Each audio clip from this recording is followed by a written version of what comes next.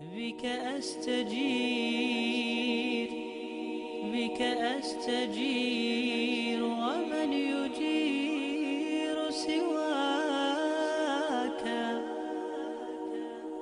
فأجر ضعيفا يحتمي بحماك. बच्चों अस्सलाम वालेकुम वरहमतुल्लाहि वबरकातुहू। आज मैं अपनी मम्मा के पास कुरान पढ़ूंगी। प्यारे बच्चों, आप लोग भी, मुझे उम्मीद है आप लोग भी अपनी मम्मा के पास शौक से कुरान पढ़ते होंगे। तो मैं भी अपनी मम्मा के पास शौक से कुरान पढ़ती हूँ। चले मैं आप लोगों को दिखाती हूँ कि मैं किस तरह अपनी मम्मा के पास कुरान पढ़ती हूँ।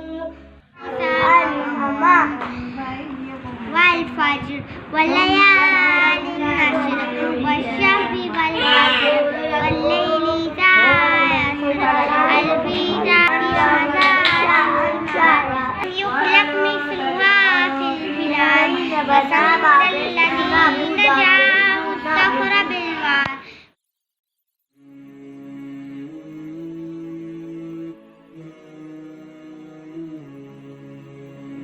प्यारे बच्चों, अब आप लोगों ने देखा मैं अपनी मम्मा के पास किस तरह कुरान याद किया।